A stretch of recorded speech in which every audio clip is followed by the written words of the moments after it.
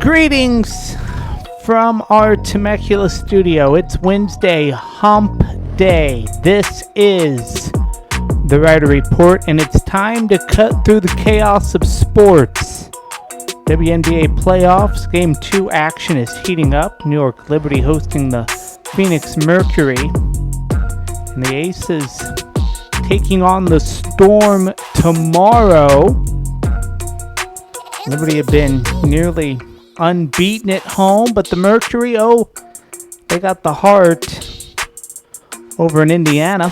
Atlanta, series winner take all. Game 3 coming up.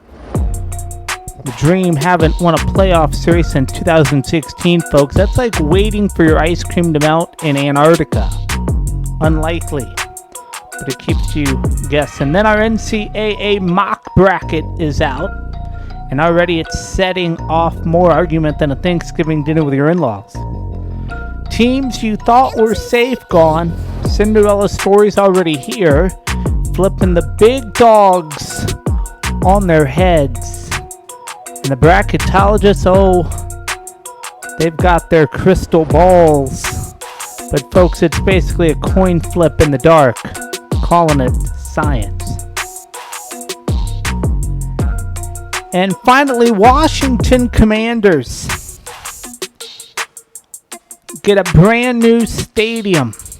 A shiny, expensive, taxpayer-funded palace for football, because nothing says we love sports like taking local funds to build a monument to the NFL ego. Let's hope they include a slide for the fans to escape when the team inevitably loses. And now something to make you laugh. Wife carrying. Yes, this is real in Finland.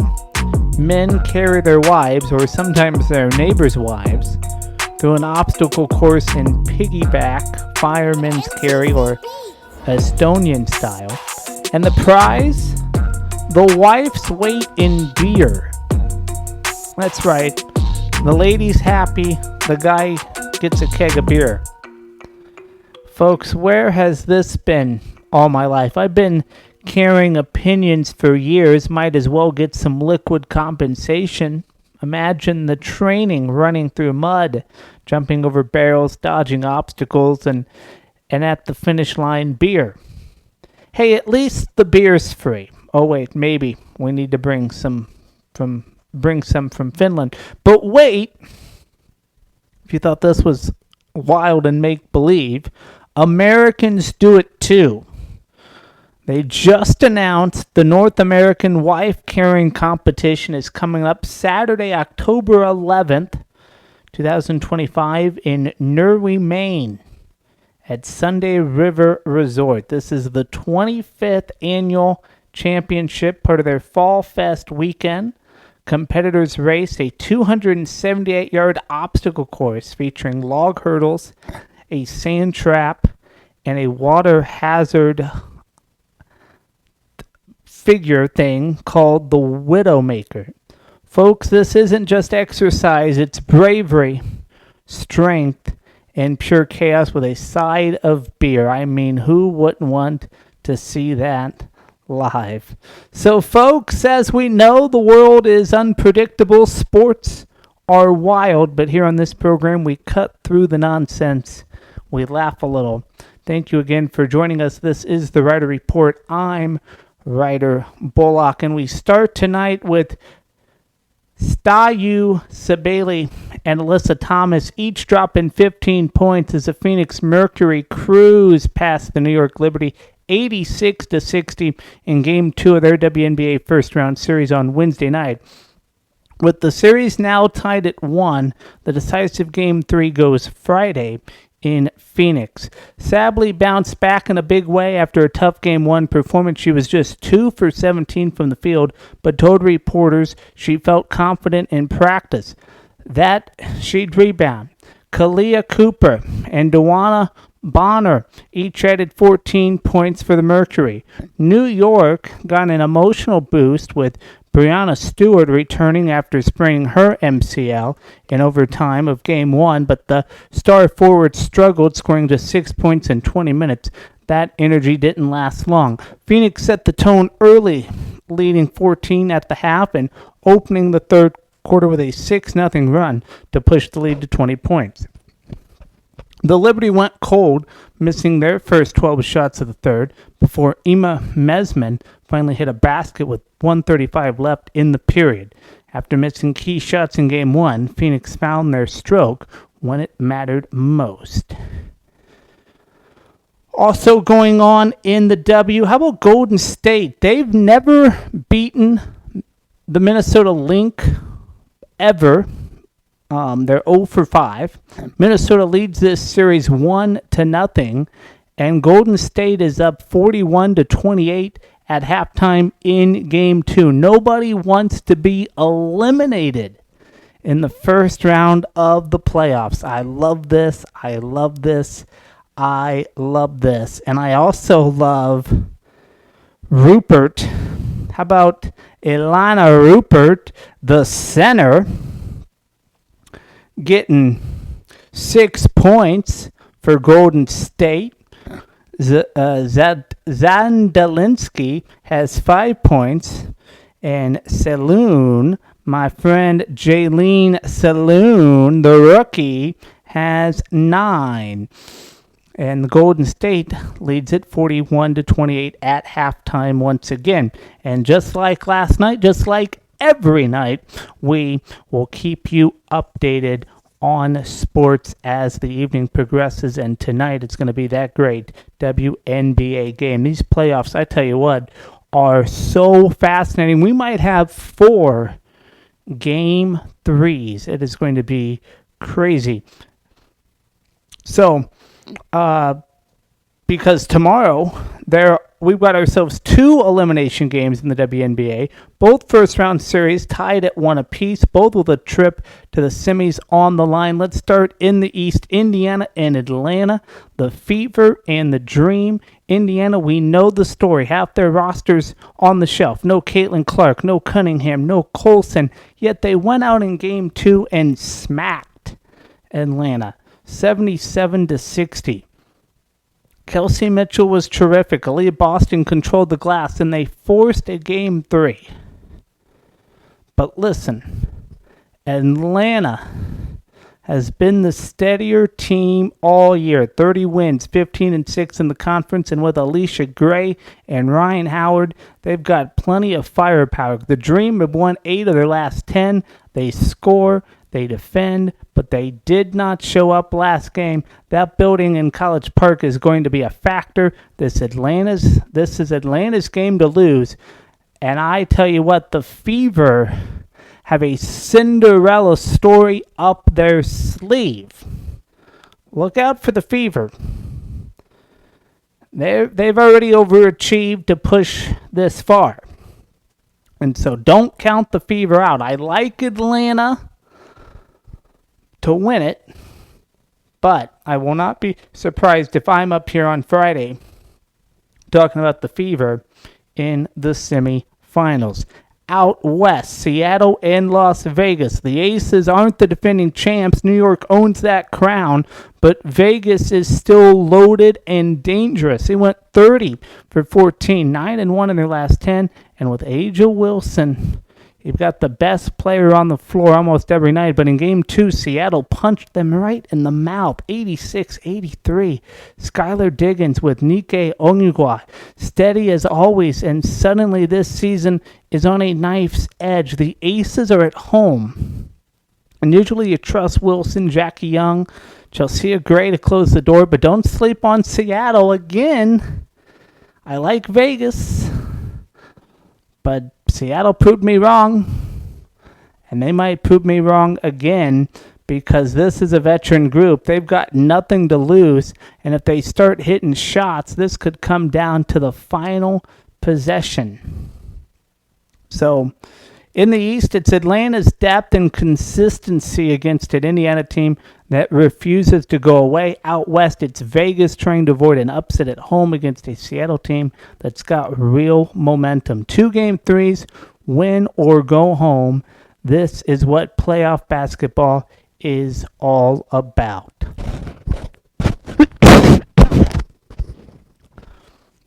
Big changes today in college football as we shift gears. The NCAA officially moving to one transfer portal window in the offseason. They're getting rid of the spring window. The plan right now is to make it in January, right after the college football playoff quarterfinals, but the exact dates are still being debated.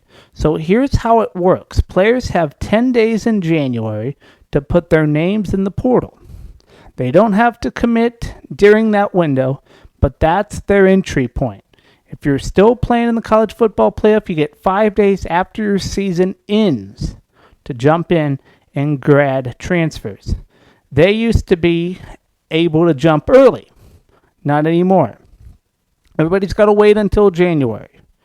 Now let's cut through this. The NCAA is trying to clean up December because December has become total chaos. Bowl prep, playoff games, coaching changes, signing day, kids flying all over the country. It's madness. It's madness. And you had a spring window where over 1,000 guys went in just this past April. Coaches hated it. Players used it for leverage. Everybody was complaining. So now they're saying one window in January, and that's it. But here's the problem. Coaches love it until they realize what it means. You're Ohio State. You're Georgia. You're playing for a national title in January, and Ryan Day already said it. You're trying to prep for a semifinal game, and at the same time, you're expected to recruit half the country out of the portal. That's ludicrous. And I have to agree with him. And listen, this isn't where the sport is right now. The portal's not going away. NIL's not going away. You can't put the toothpaste back in the tube. But the NCAA keeps acting like they're fixing something when really they're just shifting the chaos to a different mouth. Do I like one window instead of two? Yeah, I do. Because it gives it some structure. But don't kid yourself. It's not solving the bigger issue. College football is basically professional free agency now. And until they start treating it like a real league with real contracts, you're going to keep seeing this merry-go-round every year. Kids at a different school every year. And I can't blame them for that. I can't blame them. You know, you've got more money. You know, you can give me more money, and I get to start. I get to start for, you know, a Nike NIL deal. Can't blame you for that. Come on. So, from reality to fantasy, our first mock playoff bracket of the NCAA football season. If it started today, Ohio State, Penn State, LSU, and Miami are your top four. They're sitting in the bye spots. Now, at 5, you have Illinois. No, you don't.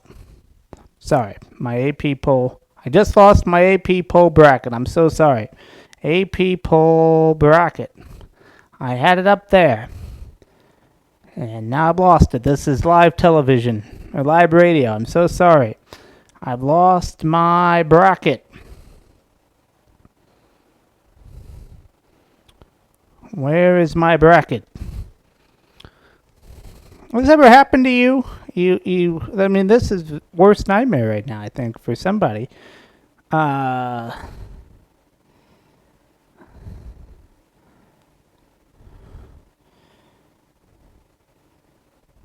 at least I'm not in my underpants.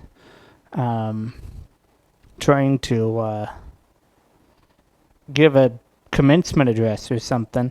But you know, that would suck if I was doing that. But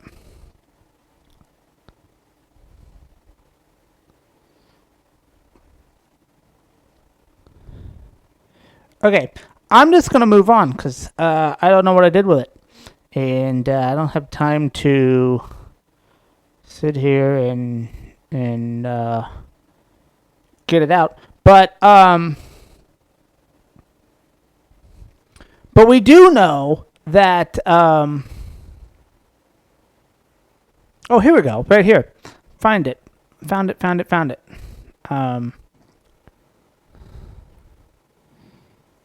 Okay, so number 1 is Ohio State. Number 2, Penn State. Number 3, LSU. Number 4, Miami. Number 5, Georgia. Number 6, Oregon. Number 7, Florida State. Number 8, Texas. Number 9, Illinois. Number 10, Texas A&M. Number 11, Iowa State. And number 12, South Florida. Okay. Now, let me explain this here. So, Ohio State, Penn State, LSU, and Miami, that's your top 4. They get byes. Okay. Now the matchups. Illinois at Texas. Winner plays Ohio State. South Florida. Yes, South Florida would have to go into Athens against Georgia. Winner gets Miami. Texas A&M would head to Tallahassee to play Florida State. Winner moves on to Penn State and Iowa State. The Big 12 champion, hypothetically, is going to play Oregon. Winner plays LSU. That's your 12-team field. First 3 out, Oklahoma, Ole Miss, Alabama. That's how the system works now. Auto bids matter. So even though Oklahoma is ranked 11th, they're on the outside looking in because LSU highest ranking conference champions. So that's how the system works. Okay. And Iowa State in by the auto bid, and South Florida sneaks in as a group of 5 representative. If you're asking me, this thing is top heavy. It runs through the Big Ten and the SEC just like the big dogs like it. No question about it.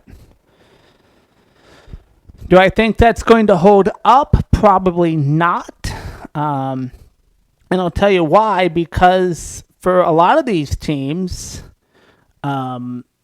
big waves of tests are coming your way as we look ahead to what's next for these top teams because the season starts to heat up. Ohio State, they've allowed 16 points in 3 games, fewest since 1975. That's ridiculous defense. They get Washington on the 27th. That's a real test on the road. Penn State, they just blasted Villanova 52-6, only gave up a touchdown on their last play. They've got a week off before playing Oregon on the 27th at home. Got to believe whiteout conditions there for that Saturday night game in primetime on network television. That's a playoff-shaping game, rematch of the Big Ten championship. It's going to be a lot of fun. LSU, they've been shutting everybody down. First 3 opponents held to 10 or less. Clemson, that team as well. They just beat Florida 20-10 this week. Is a tune-up against SE Louisiana.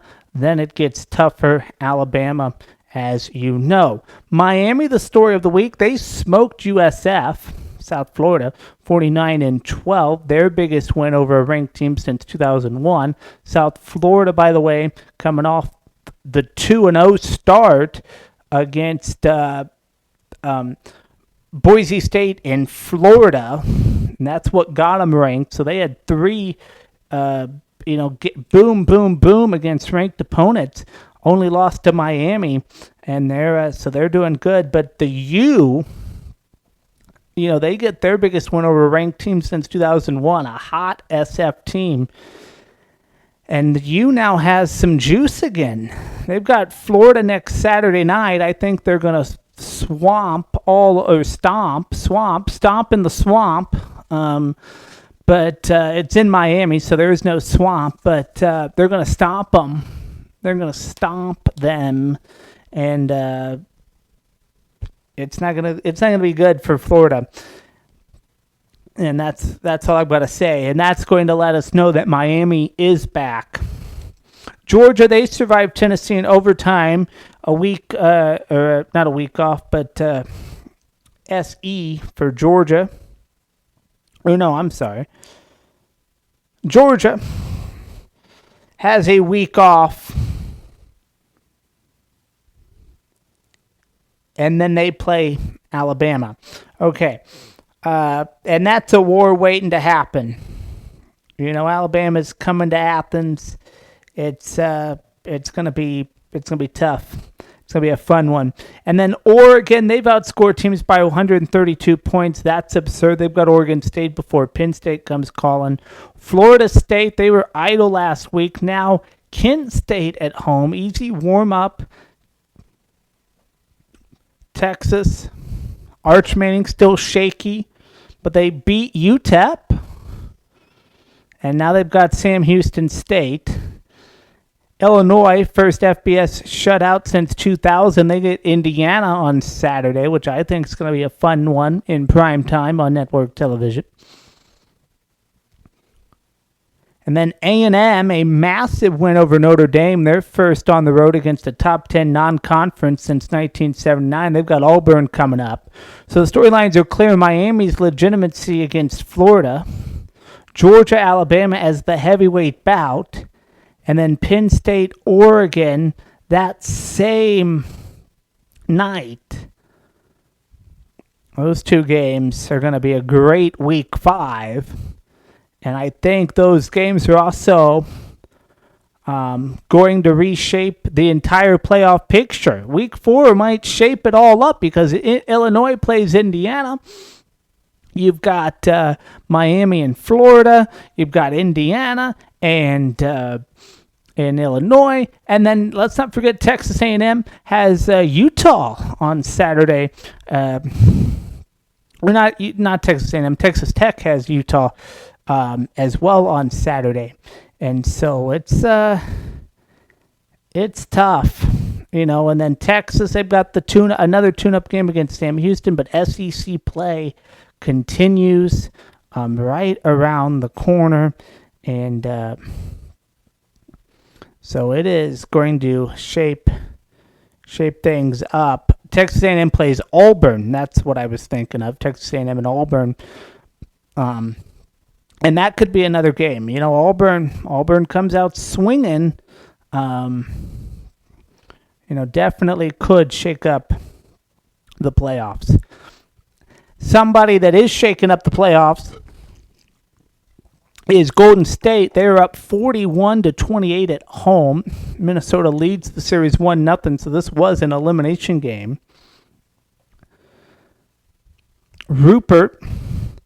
Elena Rupert, the center, has 6 points. And how about the rookie, Janelle Saline? She has 9. 9:33 left to play in the third. We'll keep you updated on that game as the night progresses. Big story out of District Columbia today. The Commanders are officially heading back to Washington. The city council voted 11-2 to approve the RFK Stadium project, and that looks like it's locked in. The team will build a new $2.7 billion, 65,000 seat domed stadium on the old RFK site, the same place they called home from the 60s throughout the mid-90s. The district's going to chip in about $1 billion for the development, but the Commanders will be on the hook for overruns. They're targeting 2030 for the opening because, of course, they want to host the Women's World Cup in 2031. Now, listen, there was a little last-minute drama here. You had council members trying to slip in amendments. One of them even wanted to fine the team $10 million a year if they didn't meet housing deadlines tied to the project. The team said absolutely not. The mayor warned against it, and ultimately those penalties got voted down. So the deal gets pushed through, as expected. Josh Harris, the owner, calling it, quote, a historic day. Big win for him. They'll get housing, retail, a sports complex, This is a massive redevelopment of that 174-acre site. And, if you're a history buff, RFK was one of the great home field advantages in the NFL. The place rocked. Those stands literally bounced. Washington was a powerhouse there. 5 Super Bowls, 3 championships. All that history since they left. They've been mediocre at best. 8 winning seasons since 97. That's it. That's the reality. So, yeah, I get it. It's nostalgic. It's sentimental. Fans are excited. But, and this is a big but, stadium deals are messy.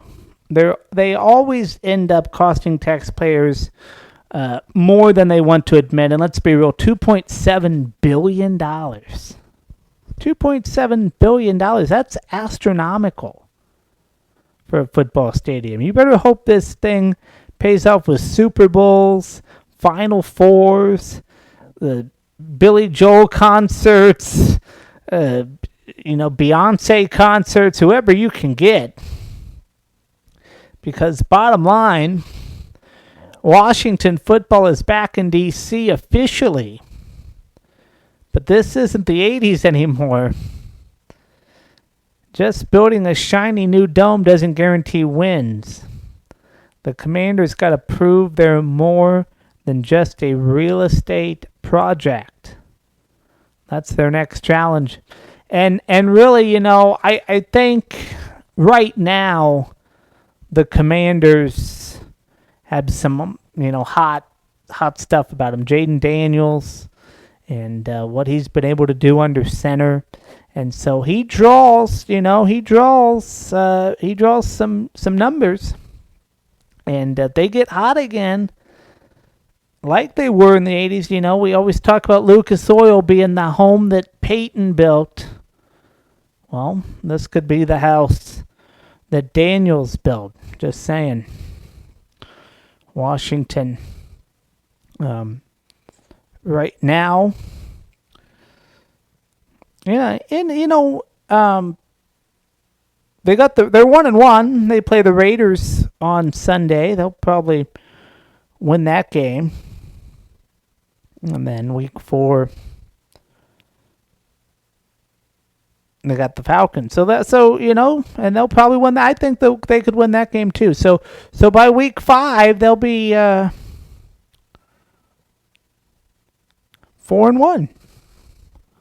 4-1. And they went to the NFC Championship game last year, and so it's things are looking up. Things are looking up for the Washington Commanders. I like that.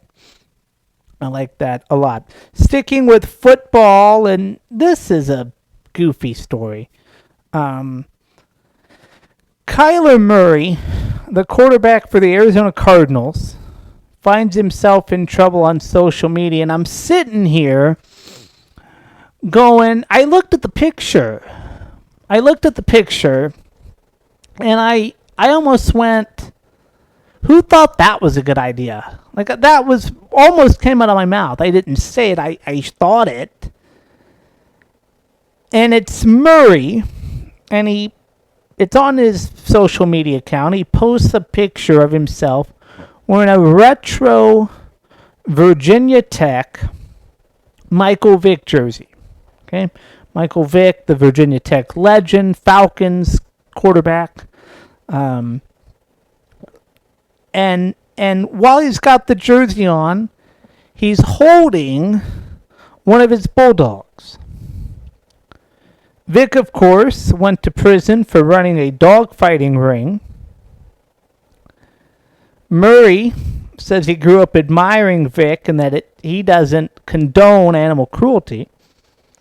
That's fine. I get it. I get the intent, but really, this is your post-game social media content. One of the dumbest PR moves I've seen in a while. I've got to admit. Who told you that was okay? he did take it down and apologize, said he sees how it affected people. That's the minimum. He even says his dogs are treated like kings. Okay, great. Your dogs are fine. I'm glad. But the context is what matters here. You put the image out there, and it's like you're casually brushing past one of the most infamous scandals in football history. I'm sorry, Kyler. You're a talented quarterback. You've got a big contract, and a lot of people look up to you, but this was a poor taste move. Social media is unforgiving. You got to think before you post, especially when it involves someone with a criminal past for something so serious. I mean, dogfighting. Illegal dogfighting. You had an illegal dogfighting ring. And you're wearing his jersey, and I don't mind that you're wearing his jersey, but with a dog? Come on. How? I don't want to say. I'm just going to say, how stupid are you?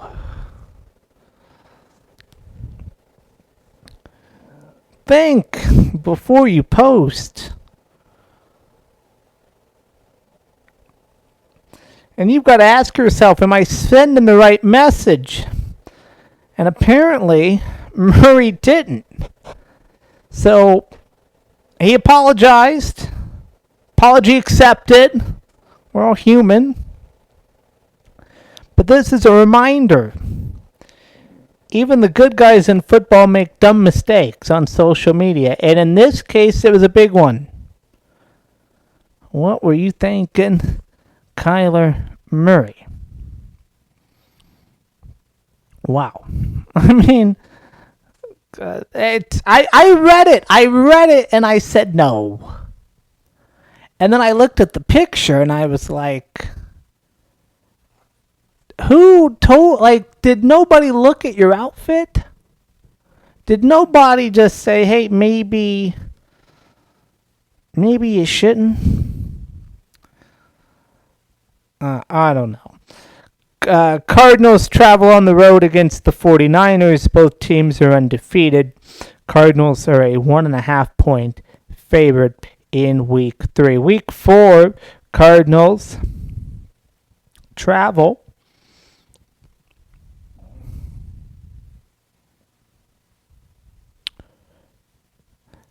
back home to play a Thursday night game against Seattle. So Arizona having a chance to go 4-0. Look at that.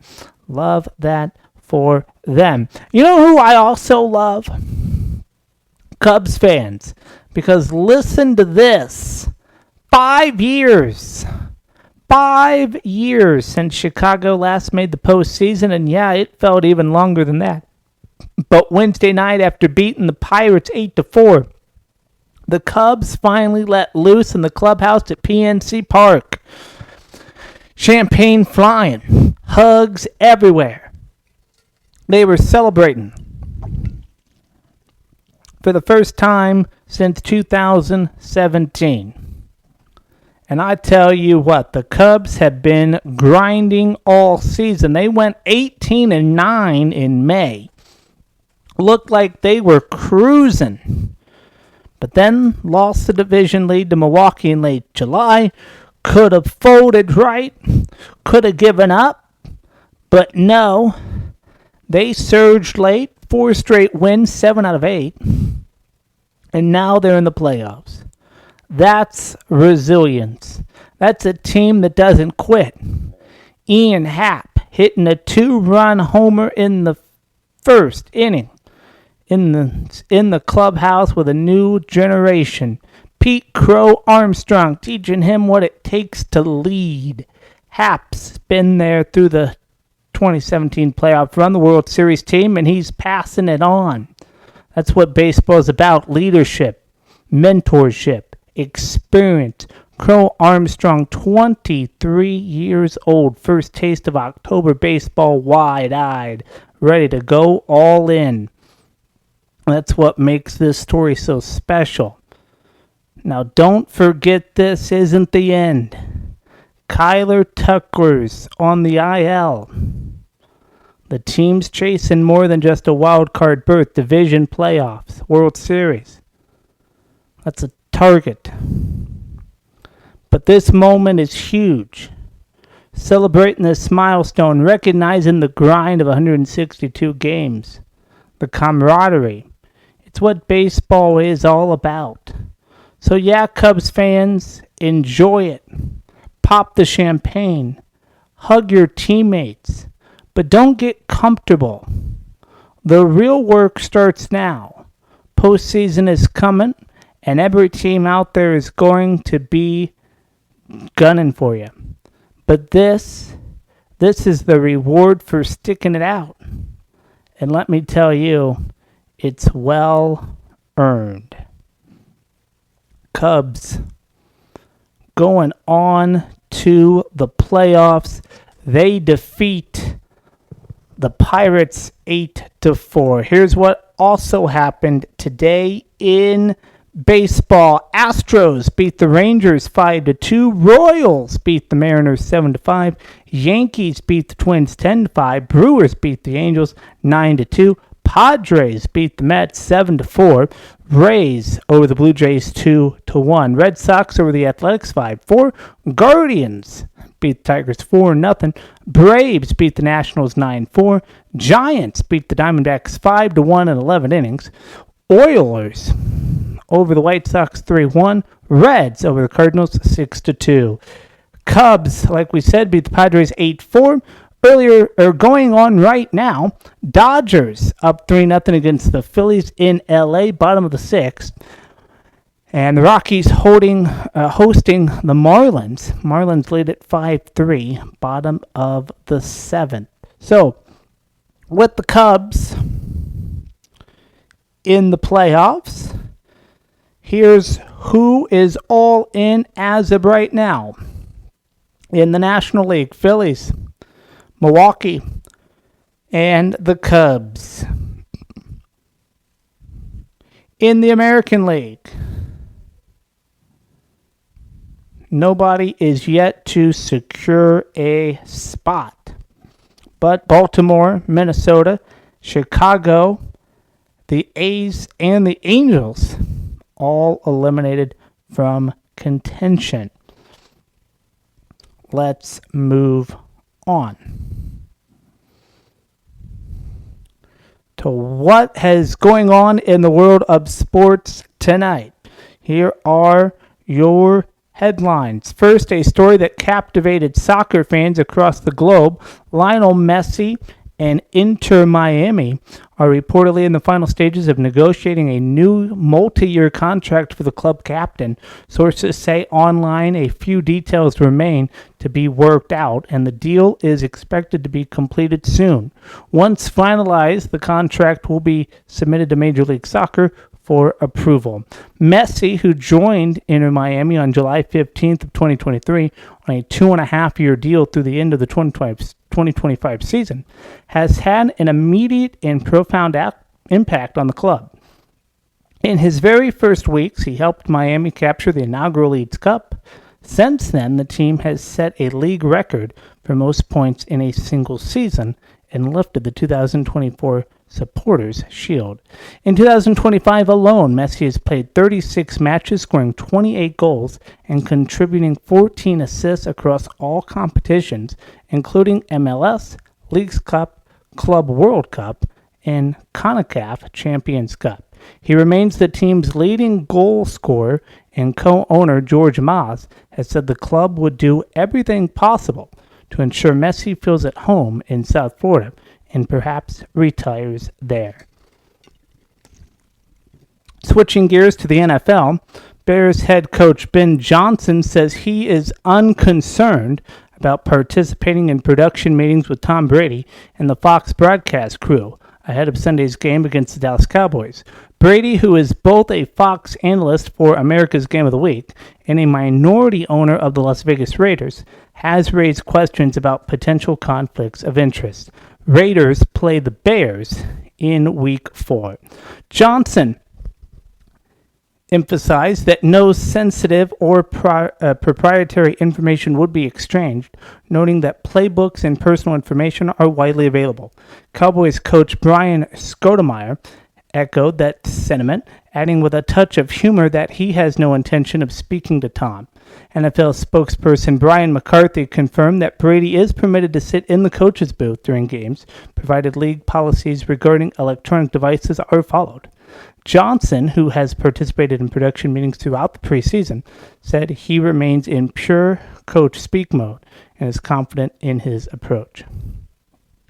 In entertainment news with a sports connection, rapper Cardi B has announced she is expecting her fourth child, this time with New England Patriots wide receiver Stefon Diggs. The couple's child is expected before the start of her Little Miss Drama Tour in February of next year. And finally, in boxing, the highly anticipated Jake Paul versus Gervonta Davis fight has been relocated from Atlanta to Miami. Originally scheduled for November 14th at the State Farm Arena, the bout will now take place at the Caixa Center, home of the NBA's Miami Heat. The move came after opposition from Georgia's Athletic Commission, which cited concerns over the weight discrepancy between the fighters. Paul weighed at 199.5 pounds in his last bout. Davis 133 3/4 pounds. The fight promises to be one of the biggest events of the year in professional boxing. So those are your sports headlines for this Wednesday night. We take one last look at what is going on in the WNBA. It's all Golden State. They are up by 11, 60-49. The third quarter closing out here, 12 seconds as Courtney Williams misses a shot. Burton gets the rebound. Billings just missed her shot. 1.5 seconds here. Monique Billings just made a two-pointer. And there's a foul called there. So that is the last update. We'll give you 62-49. That game going on right now. Natasha Heidman just got a shooting foul called there. Let's keep this going. We got time. Here, this is a live look in Golden State, 62-49. Clock stopped at 1.5 seconds in the third quarter. Monique Billings just made a 2-point shot. Natasha Heidman has a shooting foul, and that is what has stopped the clock here. So Billings going to have an attempt for a 3-point play. She has just made that. And so now it is 49-63. Natasha Heidman misses the 56-foot floating jump shot. And that is going to end the third quarter. Golden State leading at 63-49. Earlier today in the WNBA, the Mercury, led by Satu Salabay and Alyssa Thomas, each had 15 points to help the Phoenix Mercury beat the New York Liberty 80-60 in Game 2. So that goes to a Game 3. Valkyries and the Link. The Valkyries have never beat the Link in their first year of competition. And so that game looking now to go to a Game 3. The Fever Dream Series tomorrow and Game 3. And also Vegas and the Storm, Seattle, in a Game 3 as well. So 4 Game 3s in the first round of the WNBA. That is wild. And it's just wild. I've never seen that. I mean, that's like the NBA having 4 game sevens in the first round. I mean, it is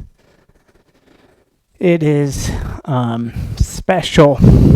And like I said this yesterday, or maybe the day before, but this season has been special.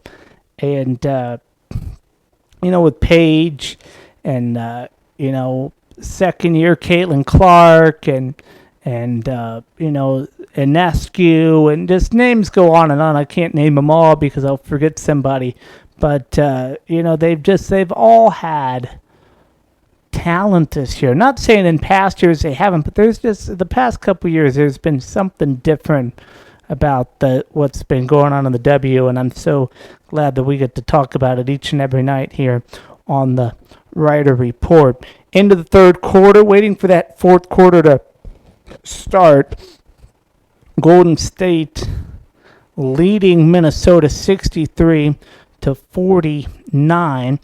Give you some box scores here. Carlston has 9. Smith has 2. Collier has 17. McBride has 12. Williams has 4 for Minnesota. Golden State's 5 on the court. Zandalanchi, 10 points. Salon, 14 points. Rupert has 6. Charles has 2. Burton has 13. Billings is on the bench with 13. Carrington on the bench for Minnesota with 5 points as well. Take a look at some team stats here. Golden State shooting at 47%. Minnesota at 38%. From the three-point range, Golden State at a solid 50%. Minnesota just at 21%. Rebounds, Golden State leads Minnesota 25-21. 21 defensive rebounds for Golden State. That's been really, I think, the difference. 19-14 in assists. 7 steals for Golden State against Minnesota's 5. Blocks 5-2 in Minnesota's favor. That's the only stat they're leading in. Points over turnovers. Minnesota also leading in this category as well. So another mistake by me. 18-7 there. Fast break points 6-2 Golden State. Points in the paint 22-18 Golden State. Largest lead Golden State by 17. Minnesota was leading by 5 at one point, but now find themselves in a bit of a hole. 63-49. End of the third quarter. Waiting for the fourth quarter to start. And here we go. So Collier misses her shot. Shepard gets the rebound. Heidman misses a shot. Collier with the offensive rebound and makes a 17-footer. 63-51. 9:37 left to play.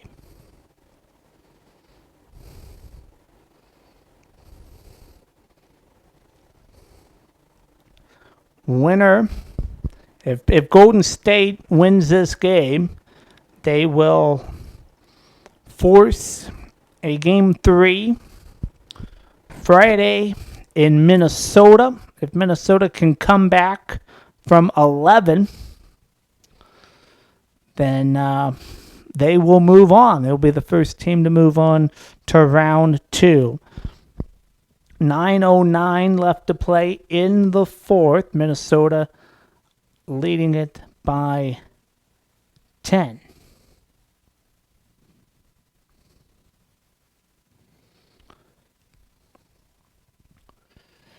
Natasha Heidman just made another layup. That's what made it a 10-point lead there.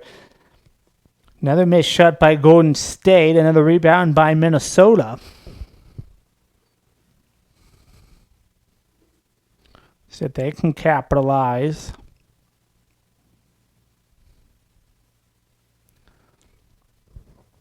Golden State has never beaten Minnesota. This would be the first time, and it'd be the time they need to do it the most. And another three-pointer, Carrington from 29. Gives Minnesota 56. Another missed shot by Golden State. Another rebound by Minnesota.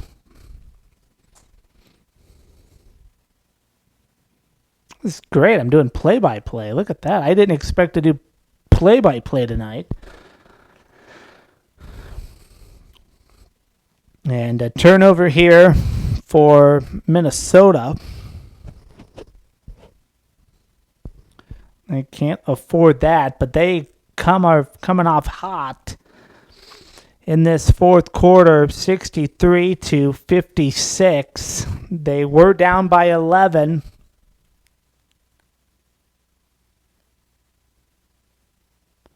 Now got it down to single digits, 63-56.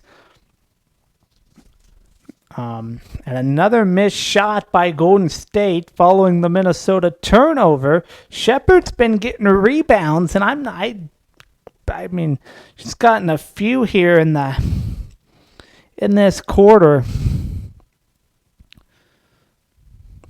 Amazing. Let me get that. Carrington, how many rebounds she got tonight?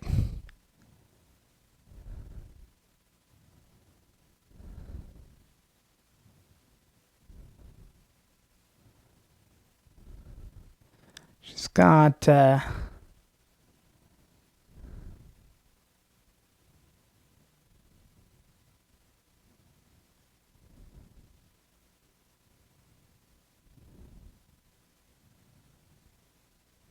she's got 7. Coyer's got 7 rebounds. That's very good. And Shepard's got another rebound as well. Carrington and Shepard just trading rebounds.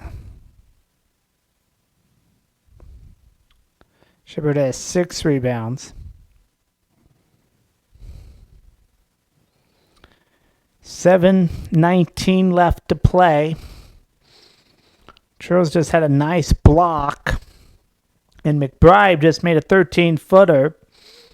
18-63. This is wild. I don't know if this is going to be a comeback, but it is going to be something if they can get this done. Wow.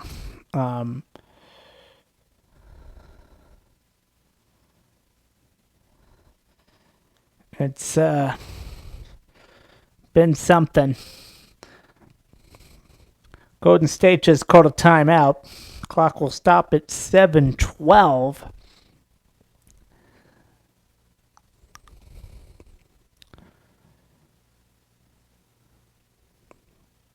(63-58) in this game,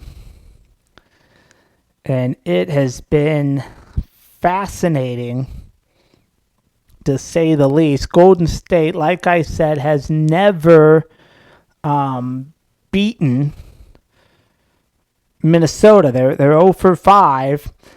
We went into this quarter. Golden State was up 63-49. The Valkyries had a 14-point lead.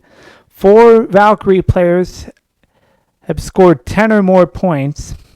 Janelle Salon, Veronica Burton, Monique Billings, and Xanda Lanchi.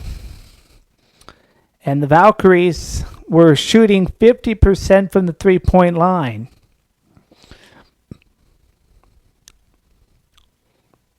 The score is now 58-63. Coyer has 19. McBride has 14 for Minnesota. Zandalinsky has 10. Salon has 14. Burton has 13. Billings on the bench with 13 as well.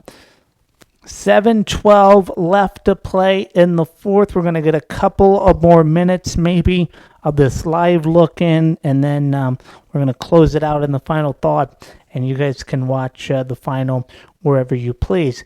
But If Golden State can stay alive, they will force a Game 3, an elimination game in Minnesota on Friday. And the WNBA will have 2 Game 3s tomorrow and possibly 2 on Friday, which will be fascinating. 63-58, 7:12 left to play in the fourth. There is a timeout on the floor, and by Golden State after Caleb McBride made that 13-footer. Absolutely fabulous performance by Minnesota. Came out in the fourth quarter, starting that fourth quarter hot. Earlier today, like we said, Salaby and Thomas helped Phoenix beat New York 80-60 to even the best of 3 WNBA playoff series. Okay, I don't think they're going to come out of this timeout before we have to step aside. So 7:12 left to play. In Golden State, you can turn that one on immediately following me. But first, here is tonight's final thought.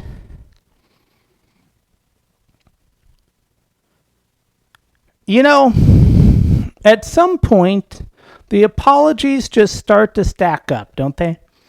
American tennis star Taylor Townsend has apologized, again, from the bottom of her heart, for joking about Chinese food while on her way to Billie Jean King Cup finals in Shenzhen. Now, let me be clear. Nobody is saying it's wrong to recognize when your words might have hurt someone. Accountability matters. But here's the thing.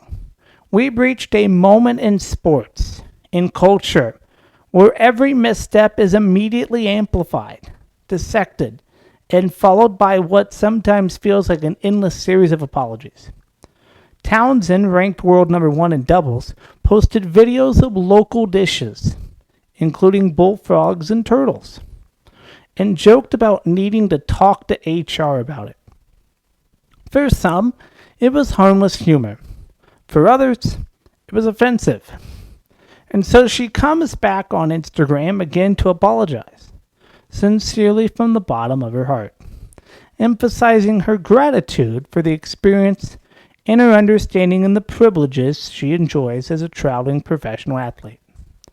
And there's nothing wrong with being thoughtful, reflective, and considerate.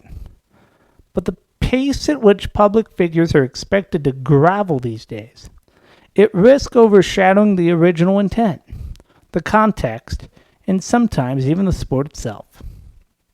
Townsend's comments weren't malice. She wasn't out to demean a culture, yet the narrative quickly shifted, requiring multiple apologies, each more empathetic than the last one. This isn't just about Townsend or Jelena Ostapenko, who was also apologizing after a tense exchange at the U.S. Open. It's about a climate in sports, and frankly in society, where every word, every joke, every misstep is scrutinized to the point that athletes are essentially walking on eggshells at all times. And in that rush to apologize, we lose some of the humanity that makes sports relatable. Mistakes, misunderstandings, and yes, even the occasional bad joke. So Taylor Townsend will play Kazakhstan on Thursday. She'll serve, she'll volley, she'll fight, and she may even win for her team. And hopefully, beyond the social media storm, fans will remember that she's an athlete first, and a human being who, like all of us, occasionally misjudge a joke. The bottom line, apologies matter. But let's not forget the values of perspective, context, and dare I say it, forgiveness. That'll do it for me on a Wednesday night. Ryder Bullock reporting. Thank you for your time, and thanks for letting me share mine. This has been the Ryder Report.